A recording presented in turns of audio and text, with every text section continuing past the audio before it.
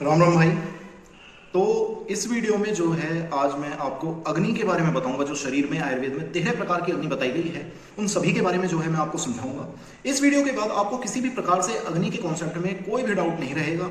अग्नि का कॉन्सेप्ट एक ऐसा कॉन्सेप्ट है आयुर्वेद का जिसको हर कोई नहीं समझा पाता है, हर कोई ऊपर ऊपर से बता के चला जाता है, परंतु जब डाउट आता है डीप लेवल पे तो उसका जवाब कोई देने में समर्थ नहीं होता है।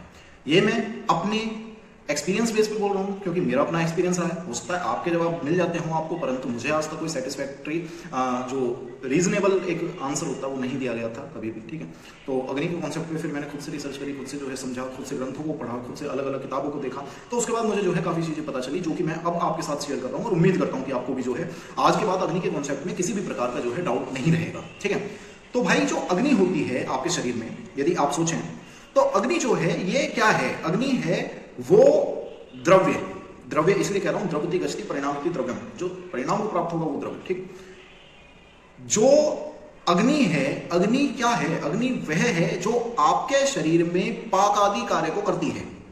पाक आदि कार्य, पाक अर्थात परिवर्तन, किसी की एक फॉर्म को दूसरी फॉर्म में ट्रांसफर करना। किसी वस्तु को, फैट हो गया या आप मधुर रस कह लो, षड्रसात्मक आहार कह लो, या कुछ भी कह सकते हो। ठीक है, तो किसी एक वस्तु को एक स्टेट से दूसरी स्टेट में कन्वर्जन करने वाली अग्नि है। अग्नि वो जो पाक आदि कार्य को करे, अग्नि वो जो परिवर्तन का कारण है, अग्नि वो जो परिवर्तन को लाएगी, पाक आदि करेगी। ठीक है, तो वो अग्नि है। अग्नि आपके शरीर में 13 प्रकार की बताई गई हैं। भोजन के पाचन में ये अत्यंत महत्वपूर्ण है, आपकी धातु उत्पत्ति में अत्यंत महत्वपूर्ण है, आपके शरीर के स्वास्थ्य के लिए ये अत्यंत महत्वपूर्ण है, क्योंकि अग्नि पर ही आपके पूरे शरीर में उपस्थित दोष, धातु एवं मल जो है आश्रित होते हैं। इनकी उत्पत्ति, इनका पोषण, इनकी वृद्धि और इनका क्षय, ये सभी चीजें जो है अग्नि पर आश्रित होती हैं। तो जो अग्नि है, अग्नि आयुर्वेद ने 13 प्रकार की मानी है। जो 13 प्रकार की अग्नि है, 13 प्रकार की अग्नि जो होती है, ये बेसिकली क्या होती है? आपकी सबसे पहले आती है जठर अग्नि। जठर अग्नि क्या करती है? जो आपके षड्रसात्मक आहार है उसको जो है पाचन करती है, उसका पाक करती है। ठीक है, बेसिकली। और ये जो है आपका मुख्यतः जठर प्रदेश में पाई जाती है, आपका आमाशय का अधोभाग और इसके अलावा जो आपका ग्रहणी का ऊर्ध्व भाग, ठीक है, जो शुरुआत का हिस्सा है उसमें, ठीक है, ये पाई जाती है। उसके बाद क्या है? भोजन का पाक करती है, सार और किट का विभाजन करती है, इसको प्रदीप्त करने के लिए समान वायु की आवश्यकता होती है। ये सब एक चलो अलग बात हो। उसके बाद आती है धातु अग्नि। धातु अग्नि की मैं एक चीज बता दूं कि धातु अग्नि सभी धातुओं के अपने अपने स्रोतस हैं।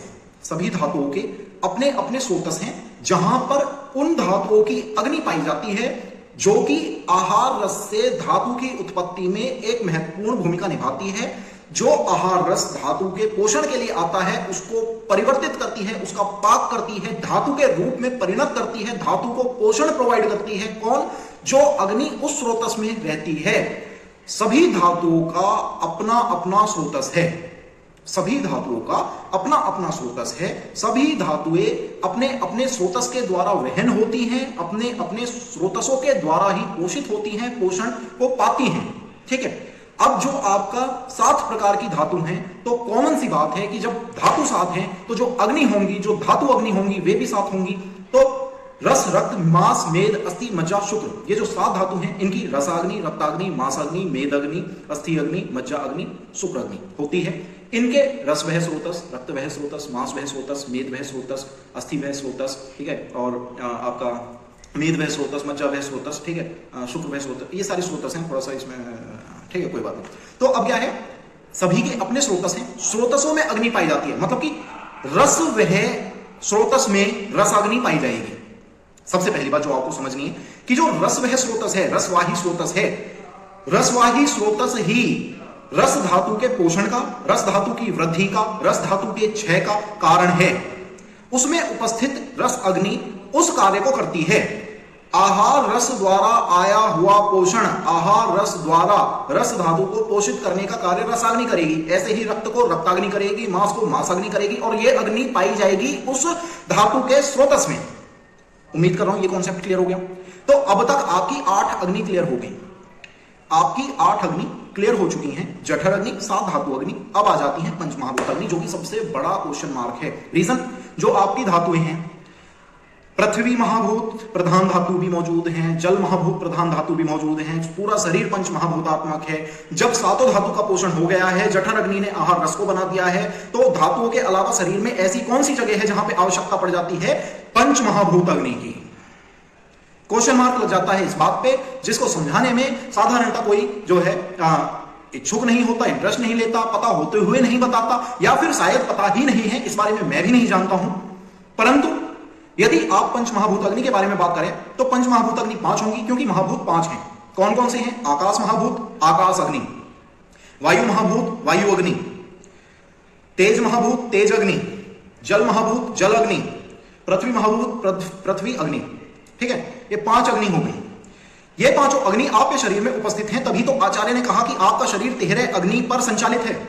आपके शरीर का संचालन 13 प्रकार की अग्नि द्वारा हो रहा है। उसी के आधार पे तो आचार्य ने कहा होगा, क्योंकि वे आप्त पुरुष हैं, उनकी कही हुई किसी भी बात पर प्रश्न चिन्ह लगाना हम जैसे लोगों के लिए बिल्कुल जायज नहीं है। वे लोग थे जो रज और तम से मुक्त थे, उन्होंने जो बात कह दी है उसे आप पत्थर पे लकीर माने। तो मतलब कि बहुत डीप एनालाइज करके उन्होंने जो है ये बात को कहा है। अगर उन्होंने 13 प्रकार की अग्नि बताई है तो 5 महाभूत अग्नि भी शरीर में ही उपस्थित हैं, जिनका कोई ना कोई निर्धारित कार्य अवश्य मौजूद है, जो कि अभी तक जो है मैं कहीं भी जो है पढ़ नहीं पाया। परंतु अपने डीप एनालाइज रिसर्च के आधार पे मैं जो बता रहा हूं वो मैं अपनी बता रहा हूं, जो मैंने सीखा है, जिस कॉन्सेप्ट को मैं जानता हूं मैं वो आपके साथ शेयर कर रहा हूं। उम्मीद करता हूं आप समझ जाएंगे। इसके बाद आपको अग्नि में किसी भी प्रकार का डाउट नहीं रहेगा। आपके शरीर में 5 ज्ञानेंद्रिय हैं। आपके कानों में शब्द गुण की प्रधानता है। किसका गुण है? आकाश का। आपकी त्वचा में स्पर्श गुण की प्रधानता है। किसका गुण है? वायु का। आपकी आंखों में रूप गुण की प्रधानता है, रूपेंद्री कही जाती है। किसका गुण है? अग्नि का। आपकी जीभ पर रस प्रधानता है। आपकी जीभ जो है रस को जो है पहचानती है, ग्रहण करती है। किसका गुण है? जल का। आपकी नाक में गंध महसूस होती है, आप गंध को ग्रहण कर पाते हैं अपनी नाक के द्वारा, घ्राणेंद्री द्वारा। घ्राणेंद्री किसको सूचक करती है? वो करती है आपके पृथ्वी महाभूत को। तो इसी प्रकार से जो 5 महाभूत अग्नि हैं, 5 महाभूत अग्नि जो कि आकाश अग्नि, वायु अग्नि, तेज अग्नि, जल अग्नि, पृथ्वी अग्नि, ये इन 5 ज्ञानेंद्रियों को बल प्रदान करती हैं।